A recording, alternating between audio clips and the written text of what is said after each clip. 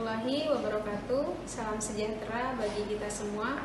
Perkenalkan, saya Yuni Susilawati, SPD MPD, salah satu dosen di perguruan tinggi swasta di Kota Tangerang, yaitu Stikes Yatsi Tangerang. Pada kesempatan kali ini, izinkan saya untuk memaparkan salah satu mata kuliah yang saya ampu di Stikes Yatsi Tangerang, yaitu mata kuliah Biostatistik dengan kode mata kuliah KPA 702. Sebelum saya memaparkan lebih jauh, dengan menggunakan metode DIE, yaitu Delivery, Interaction, and Assessment, sebelumnya saya akan memaparkan deskripsi singkat tentang mata kuliah biostatistik. Jadi, mata kuliah biostatistik ini diberikan pada mahasiswa tingkat akhir atau semester 7. Pada semester ini saya mengajar di 3 kelas, yaitu kelas 7A, 7B, dan kelas non-reguler. Mata kuliah biostatistik ini memiliki bobot SKS sebanyak 3 SKS. Nah, kemudian capaian pembelajaran lulusan pada mata kuliah biostatistik ini yaitu diharapkan nantinya mahasiswa mampu melakukan penelitian dalam bidang keperawatan untuk menghasilkan langkah-langkah strategis organisasi. Kemudian deskripsi mata kuliah biostatistik ini sendiri adalah, jadi mata kuliah biostatistik ini adalah salah satu kelompok ilmu kesehatan masyarakat MKDK dengan beban studi atau SKS 3 SKS, di mana mata kuliah biostatistik ini fokusnya adalah pada prinsip-prinsip statistik, tingkat-tingkat pengukuran, penyajian grafis, ukuran deskriptif dan ringkasan statistik, dispersi dan asosiasi statistik inferensial, tes hipotesa dan aplikasi dalam menerapkan literatur riset menggunakan aplikasi SPSS. Jadi pada mata kuliah biostatistik ini nantinya mahasiswa akan dibekali dengan keterampilan pengolahan data menggunakan statistika dasar, baik secara manual maupun menggunakan aplikasi SPSS untuk membantu mereka mengolah data dalam skripsi nantinya. Nah, keterampilan-keterampilan ini diharapkan agar mereka mandiri dalam melakukan pengolahan data skripsi. Kemudian capaian pembelajaran mata kuliah pada mata kuliah biostatistik kode KPA 702 yaitu mampu menjelaskan tentang statistika deskriptif, pengumpulan data dan pengolahan data, tujuan penyajian data, kemudian frekuensi sentral dan probabilitas, distribusi probabilitas dan sampling, kemudian mengenal estimasi, statistik inferensial, uji beda 1 dan 2 min, uji beda lebih dari 2 min, uji hipotesis menggunakan program SPSS, dan uji beda proporsi. Nah, kemudian apa saja yang akan disampaikan dalam materi biostatistik ini? Di antaranya adalah nanti materi-materi yang akan disampaikan yaitu tentang statistika deskriptif, bagaimana cara mengumpulkan dan mengolah data, kemudian bagaimana tujuan penyajian data, kemudian frekuensi sentral dan probabilitas, distribusi probabilitas dan sampling, estimasi, statistik inferensial, kemudian uji beda 1 dan 2 min, kemudian uji lebih dari 2 min, uji proporsi, dan uji hipotesa menggunakan aplikasi SPSS. Jadi nantinya mahasiswa akan ada simulasi. Karena akan adanya simulasi, diwajibkan untuk mahasiswa menginstal aplikasi SPSS di laptopnya masing-masing. Kemudian saya akan menjelaskan tentang metode pengajaran saya di mata kuliah biostatistik ini dengan metode DIE, yaitu Delivery, Interaction, and Assessment. Yang pertama adalah penyampaian materi. Penyampaian materi yang saya lakukan dalam memberikan mata kuliah ini di dalam kelas yaitu dengan textbook. Jadi mahasiswa wajib memiliki buku pegangan atau textbooks yang relevan dengan mata kuliah biostatistik. Alhamdulillah pada kesempatan ini mata kuliah biostatistik sudah memiliki buku pegangan yang dibuat sendiri oleh dosen pengampunya, yaitu saya sudah memiliki buku yang dapat digunakan mahasiswa untuk pembelajaran biostatistik yang berjudul Statistika Dasar Menggunakan Microsoft Excel dan SPSS. Kemudian buku-buku referensi lainnya yang berkaitan atau relevan dengan statistika dasar maupun pengolahan data menggunakan SPSS. Metode yang saya gunakan dalam penyampaian materi bervariasi, diantaranya ada ceramah, case study, kemudian simulasi dalam pengolahan data menggunakan aplikasi SPSS. Jadi studi kasus ini saya lakukan dengan cara memberikan sebuah kasus atau beberapa kasus penelitian masalah kepada mahasiswa, kemudian mahasiswa menganalisis masalah tersebut. Yang dianalisis apanya? Yang dianalisis adalah uji statistik apa yang akan mereka gunakan dalam mengolah data pada kasus tersebut.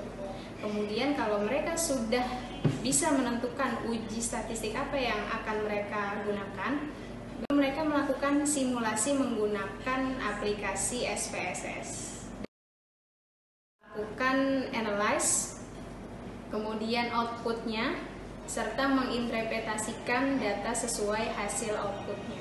Kemudian interaksi kepada mahasiswa saya lakukan dengan berbagai cara. Yang pertama, interaksi pertama saya lakukan di dalam kelas ketika mereka belajar pembelajaran tatap muka terbatas. Ketika pembelajaran tatap muka terbatas, saya memberikan kesempatan kepada mahasiswa untuk bertanya secara langsung tentang materi apa yang belum dipahami atau materi-materi di luar pembelajaran biostatistik tapi masih berkaitan dengan statistik. Kemudian yang kedua, interaksi dalam pembelajaran daring menggunakan aplikasi Google Meet.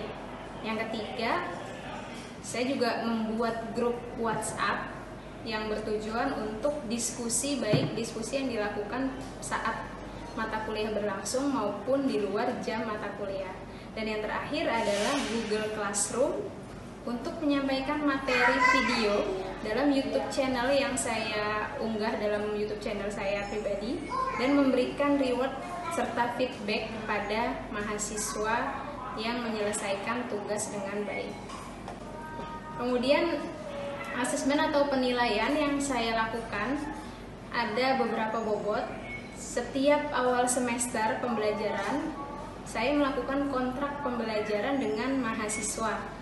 Di antaranya adalah bobot-bobot yang akan saya terapkan di setiap tugas, ya.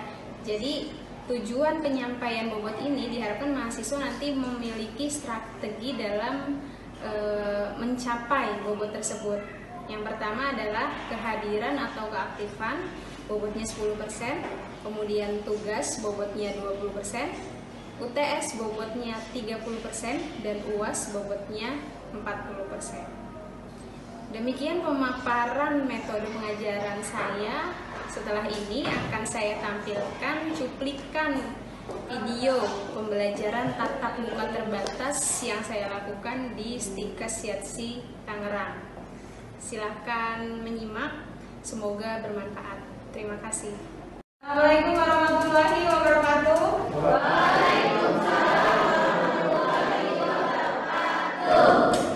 Selamat pagi teman-teman mahasiswa tingkat 4A. Sehat semuanya? Alhamdulillahirrahmanirrahim. Akhirnya setelah hampir 2 tahun kita melaksanakan pembelajaran tatap muka secara daring. Alhamdulillah hari ini insya Allah kita sudah memulai pembelajaran tatap muka terbatas, ya.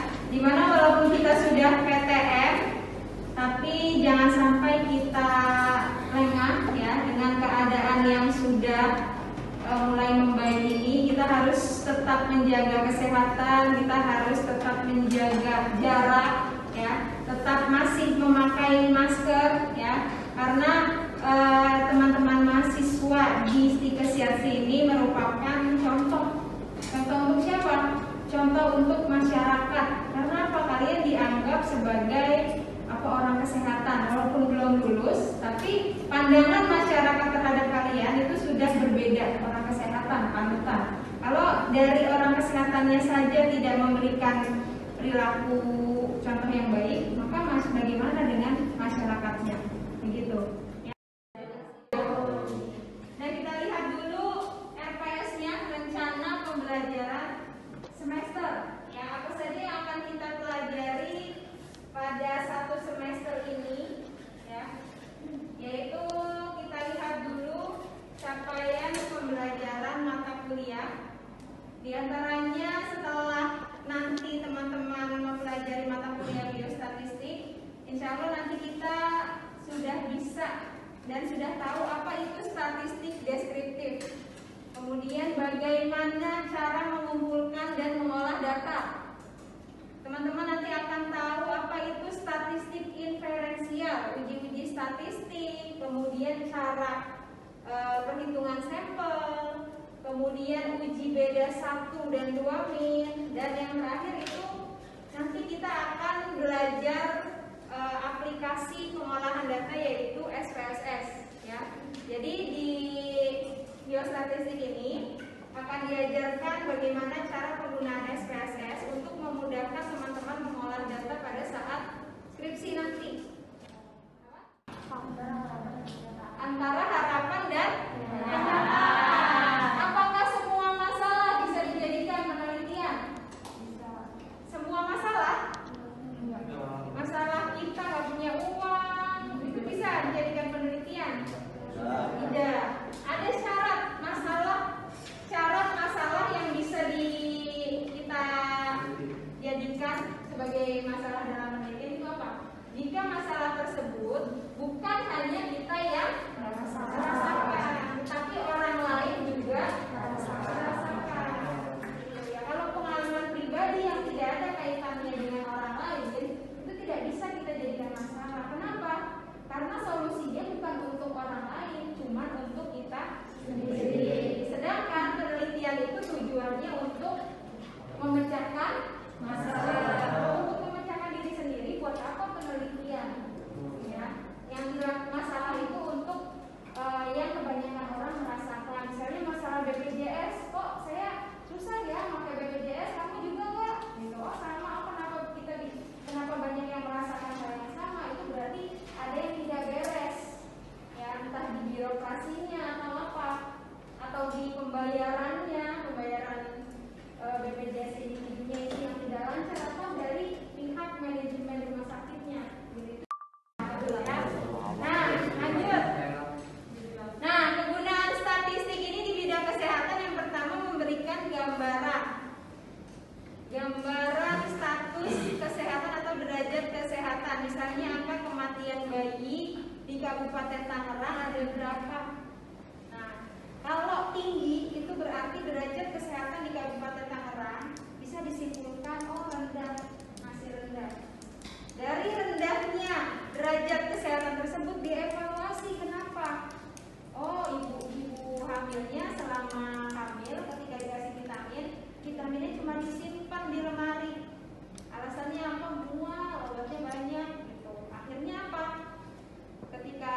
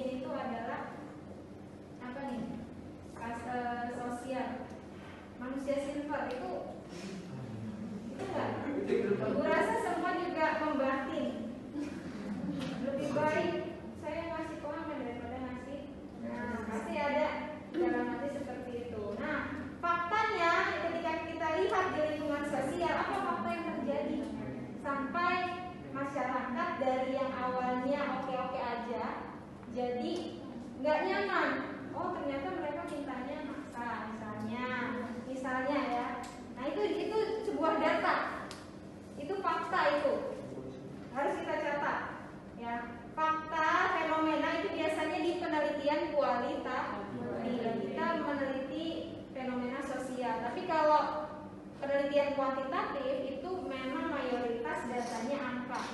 Misalnya data hemoglobin, hipertensi, tekanan darah. Nah, itu berhubungan dengan kuantitatif. Nah, data ini adalah ada beberapa data. Data mentah adalah data yang belum diolah.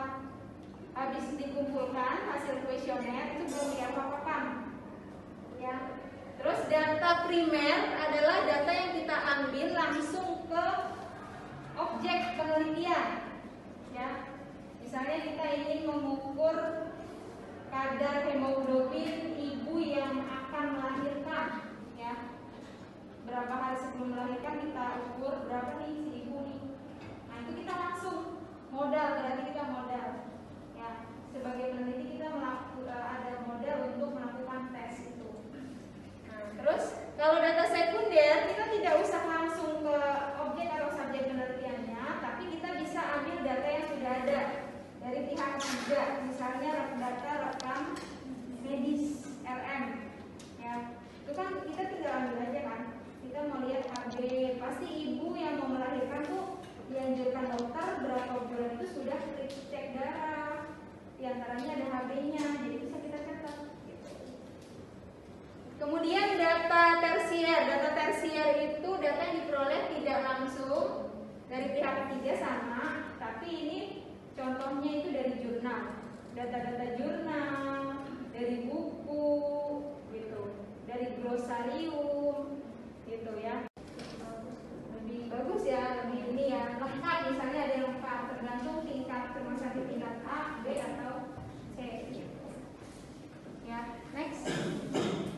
Nah, sudah selesai ternyata pemaparan materi hari ini. Sebelum kita ke latihan ada tugas-tugas, ada yang mau ditanyakan?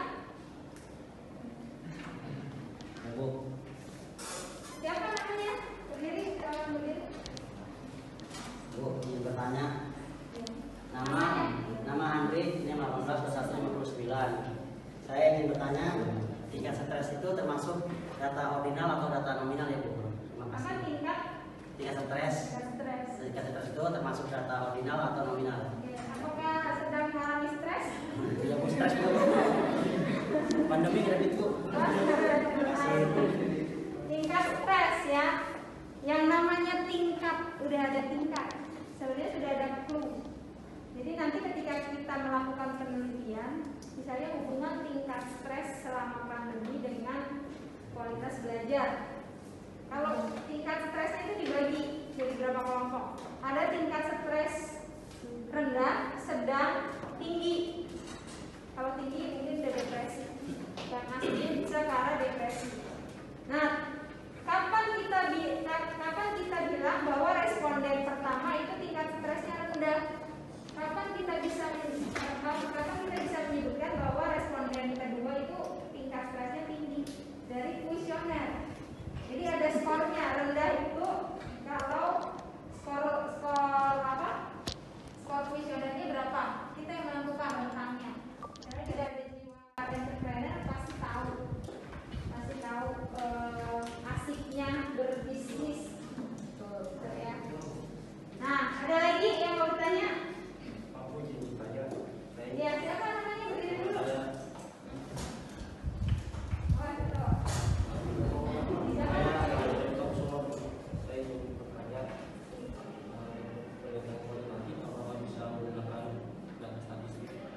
Penelitian kualitatif, oke, terima kasih. Penelitian kualitatif itu kita harus tahu tujuannya dulu. Penelitian kuantitatif tujuannya menguji hipotesis.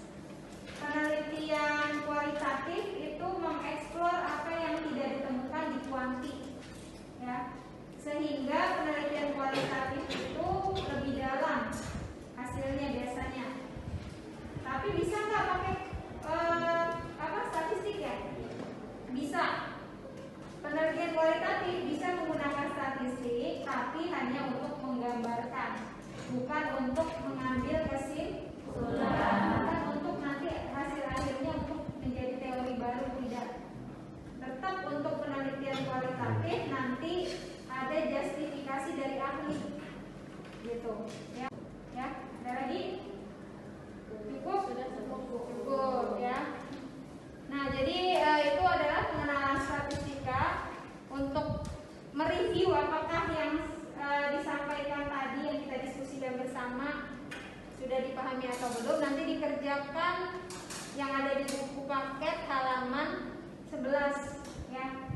Tinggal ditulis benar salahnya. Nah, kemudian untuk latihan pengumpulan data silakan nanti berkelompok. Kalian buat kelompok, satu kelompok 3 orang. Cari 15 responden. Dari 15 responden yang kalian cari itu, tanyakan agamanya apa, namanya siapa, jenis kelamin udah bisa lihat lah ya. Gak usah nanya lo jenis kelaminnya apa, orang dia 2 ya perempuan. Ya, terus pekerjaannya apa, terus status perkawinan maksudnya ya, atau masih jomblo ya. Jadi kalau sudah itu nanti dibuat definisi operasional. Definisi operasional itu nama itu apa definisinya? Nama itu adalah panggilan, misalnya ya. Agama itu apa? Itu namanya definisi operasional. Pekerjaan itu apa? Jenis kelamin itu apa? Dan apa yang terakhir status perkawinan itu apa? Dan kalau sudah tentukan